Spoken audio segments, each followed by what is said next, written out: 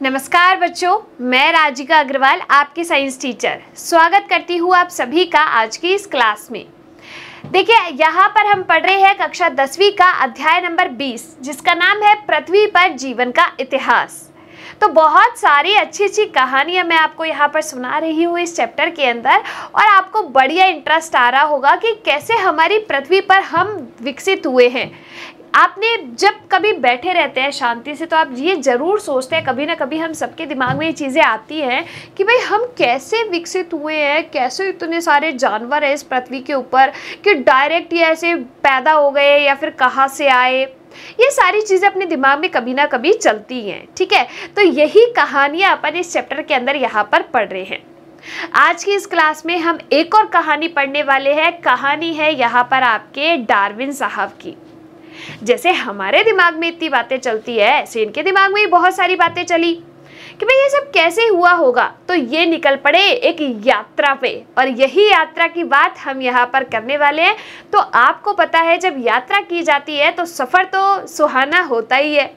तो इनके इसी सुहाने सफ़र के बारे में हम यहाँ पर बात करने वाले हैं और इन्होंने घूम घूम कर जो चीज़ ऑब्जर्व की, जैसे हम घूमने जाते हैं बहुत सारी चीज़ें देखते हैं कि यहाँ पे ये फेमस है, यहाँ पे ये अच्छा है, यहाँ पे ये बुरा है।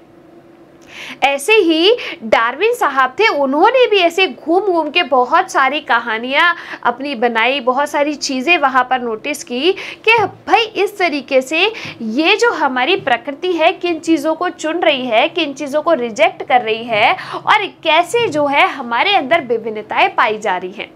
तो ये निकल पड़े जहाज लेकर और इनके जहाज का नाम क्या था, तो आप अभी देखेंगे कि इनके जहाज का नाम क्या था, किस द्वीप की इन्होंने यात्रा की और वहां पर इन्होंने क्या देखा।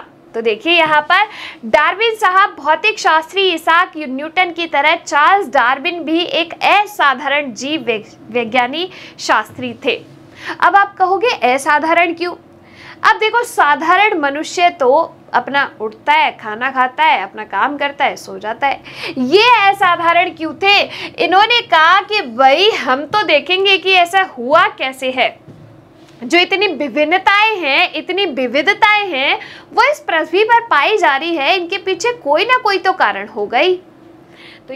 तो यहाँ पर डार्विन साहब जी का जन्म हुआ 1809 में। कहाँ पर? इंग्लैंड में।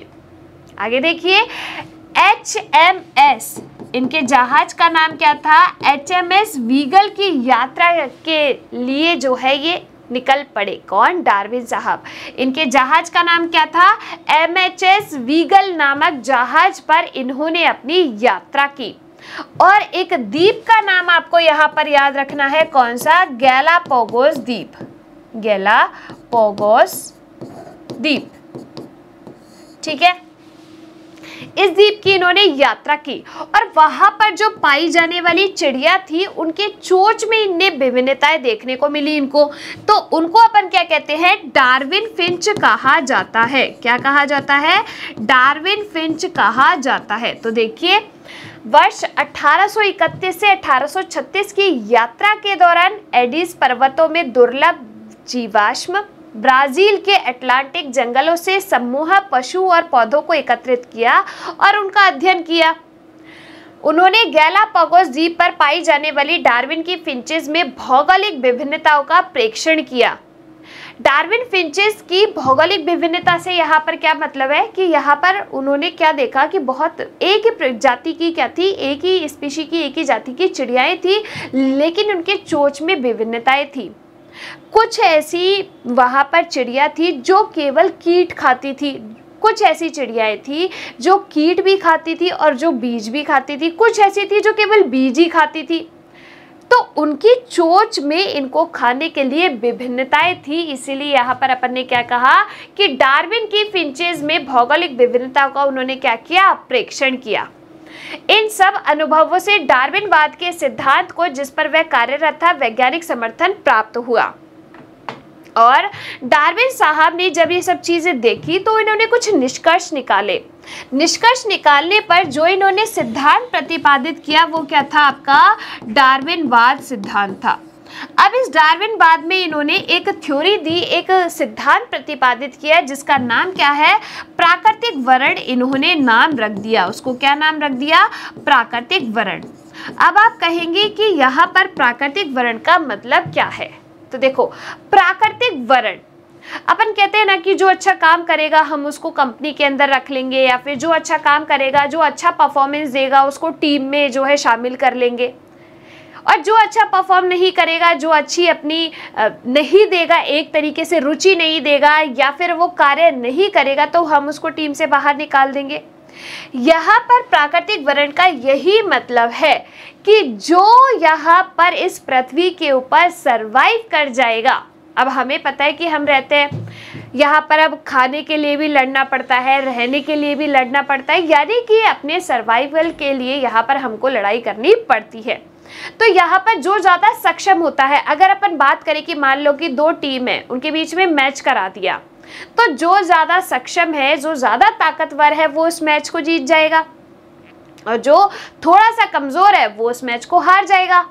तो सिलेक्शन किसका हुआ, किसका वर्ण हुआ यहाँ पर, जो आपके शक्तिशाली है, जो उस मैच को जीता है, जो ज़्यादा सक्षम है। तो प्रकृति भी क्या करती है, जो सक्षम जीव है उन्हीं का चयन करती है, उन्हीं का वर्ण करती है, और जो सक्षम नहीं है या कमजोर है वो क्या हो जाते हैं, लुप्त हो जाते हैं। प्रकृति उनका चयन नहीं करती है, उसे ही अपन क्या कहते हैं, प्राकृतिक वर्ण का सिद्धांत कहते हैं।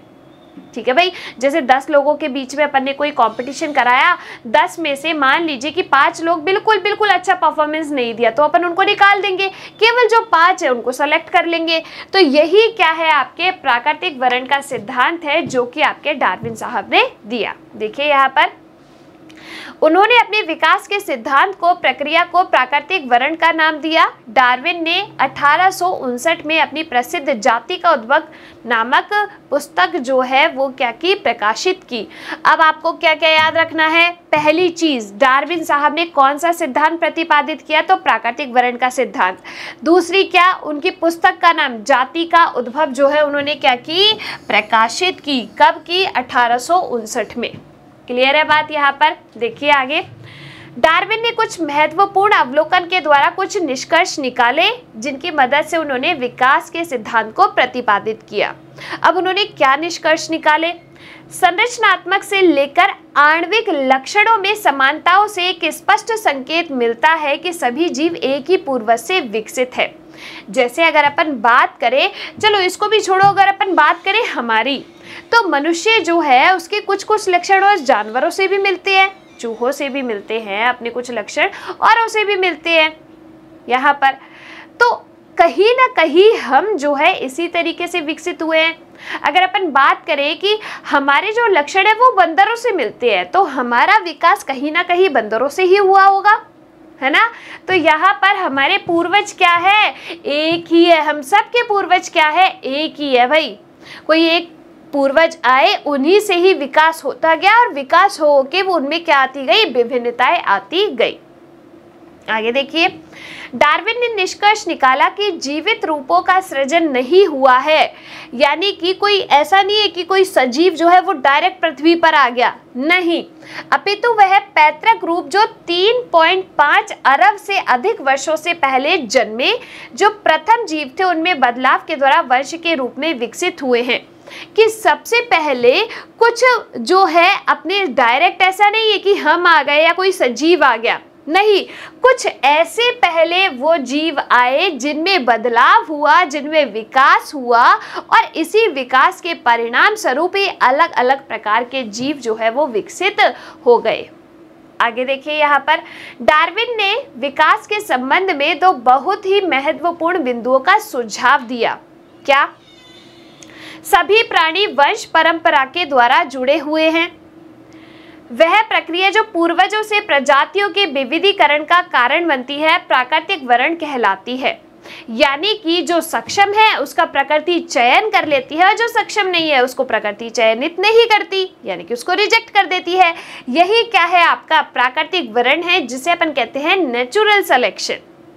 आगे देखिए, डार्विन ने अपने बीगल नामक जहाज की यात्रा के दौरान 4 महत्वपूर्ण टिप्पणी दी। अब क्या महत्वपूर्ण टिप्पणी दी इन्होंने? देखो, सभी जीव अत्यधिक संतान उत्पत्ति करते हैं। अब देखो, हमें पता है कि कोई भी जानवर है जो अंडे देता है, मान लो, अब एक बार में बहुत सारे जीव जो है कि जीवों को उत्पन्न करने के लिए वो अंडे दे रहा है, लेकिन ऐसा थोड़ी है कि उसके सारे के सारे अंडे ही जो है वो विकसित हो जाए और सारे के सारे जीव उत्पन्न हो जाए उन अंडों से। नहीं, कुछ मान लीजिए कि 10 अंडे दिए तो लास्ट तक 4, 5, 6 ही अंडे रह गए, बाकी तो आपके क्या हो गए? टूट गए। ठीक है, ऐसे ही कोई जीव है वो एक साथ में बहुत सारे बच्चों को जन्म दे रहा है, लेकिन सारे के सारे तो जीवित नहीं रहते हैं, कुछ उसमें से मर जाते हैं। तो देखिए, सभी जीव अत्यधिक संतान उत्पत्ति करते हैं जो शायद जीवित भी नहीं रह पाते। जैसे कि मेंढक के कुछ अंडे ही जीवित रहते हैं और मेंढक बनते हैं, बाकी नष्ट हो जाते हैं। कोई भी हो सकता है, किसी भी वजह से हो जाए वो। असल में जनसंख्या लंबी अवधि में भी लगभग स्थिर रहती है। कैसे स्थिर रहती है? तो भाई, तो देखो, अब जितने जन्म ले रहे हैं फिर कुछ ना कुछ मरेंगे भी तो सही। ऐसा तो नहीं है कि सारे के सारे जिंदा रह गए, कुछ मरेंगे। तो जो लगभग लंबी अवधि तक अगर अपन देखें तो ये जो जनसंख्या है वो क्या रहती है? स्थिर रहती है। आगे देखिए, यहाँ पर वास्तव में अतिरिक्त एक प्रजाति के जीवों के गुणों में भी विभिन्नताएं होती हैं। अब मान लीजिए एक ही प्रजाति के जीव ले लिए, जैसे कि हम हैं, हम हैं, हमारे रिश्तेदार हैं, हमारे भाई बहन हैं, या फिर हमारे कोई और रिश्तेदार है, कजिन्स हैं, हम सब में विभिन्नताएं हैं। हम हैं एक ही प्रजाति के, लेकिन हम सब में विभिन्नताएं हैं या नहीं है? बिल्कुल है। इनमें से कुछ विभिन्नताएं वंशानुगत होती है और अगली पीढ़ी में चली जाती है। जैसे कि हो सकता है कि भाई मान लीजिए कि आप है और आपके कोई कजिन है, आपकी लंबाई है लेकिन आपके कजिन की लंबाई कम है। अब यही आपके क्या है? अगली पीढ़ी में चले जाते हैं, तो आपके जो बच्चे होंगे वो हो सकता है लंबे ही हो और उसके बच्चे बौने ही हो। ठीक है, तो ये जो विभिन्नताएं होती है वो क्या होती है? वंशानुगत होती है, जो कि एक पीढ़ी से दूसरी पीढ़ी में जाती है। तो आपके यहाँ पर डार्विन साहब ने बीगल की यात्रा करते टाइम यहाँ पर इस तरीके से 4 जो है निष्कर्ष निकाले।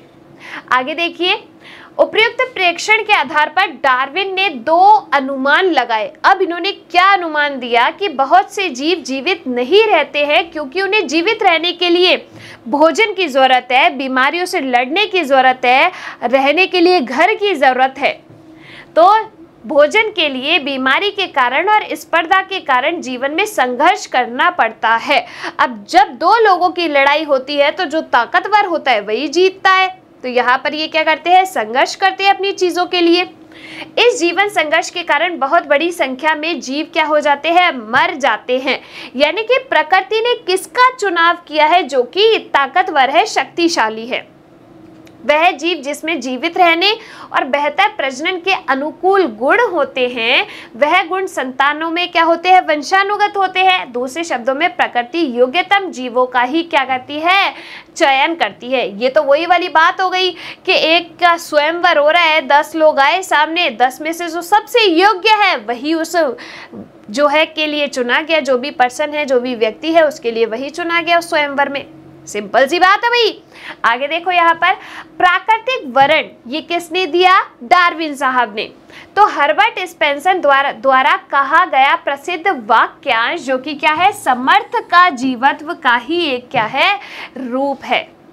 जीवत्व की कम क्षमता के जीवों का नाश पहले होता है, समर्थ जीवित रहकर भी अपने जीव को वंशागत करता है। जो कमजोर है वो पहले नष्ट हो जाएगा, जो ताकतवर है वो बाद में नष्ट होगा। अतः अंत में हम कह सकते हैं कि सबसे अधिक अनुकूल जीवों का प्रकृति के द्वारा जीवित रहने और संतान उत्पत्ति करके वंश चलाने के लिए चयन हुआ है, और इसी को ही डार्विन साहब ने क्या कह दिया? प्राकृतिक वर्ण कह दिया। इसको अपन कहते हैं नेचुरल सिलेक्शन। तो यहाँ पर ये कहानी किसकी हुई? डार्विन साहब की कहानी हुई। ये चार्ल्स डार्विन साहब जो थे, उन्होंने अपनी ये जो कहानी है वो दी। कौन सा सिद्धांत प्रतिपादित किया? प्राकृतिक वर्ण का सिद्धांत। इन्होंने HMS बीगल नामक जहाज पर अपनी यात्रा की, गैलापागोस द्वीप गए, वहां पर जो चिड़ियाएं थी उनकी फिंचेस देखी, उनमें विभिन्नताएं देखी, और क्या नाम दिया? आपके डार्विन फिंचेस नाम दिया। और उन्होंने बहुत सारे वहाँ पर चीज़ें देखी और निष्कर्ष निकाला। उन्होंने क्या कहा कि जो ताकतवर है, जो सबसे योग्य है, उसका प्रकृति के द्वारा चयन किया जाता है और वही आपकी क्या होती है, वंशानुगत भी होती है। इसी को ही अपन ने क्या नाम दिया है, प्राकृतिक वर्ण का सिद्धांत नाम दिया है कि प्रकृति के द्वारा जो योग्यतम जीव है उसका चयन किया जाता है। यहाँ पर ये कहानी हुई आपके डार्विन साहब की। तो हुए क्या सामान्य, नहीं ना, असामान्य व्यक्ति है, इतना घूमे फिरे हैं, इतनी सारी चीजें इन्होंने ऑब्जर्व की और अपना निष्कर्ष दिया और एक सिद्धांत यहाँ पर आपके लिए प्रतिपादित किया। है ना इंटरेस्टिंग बात। चलिए मिलेंगे अपन अगली क्लास में, तब तक के लिए आप लोग खुश रहिए, स्वस्थ रहिए, धन्यवाद।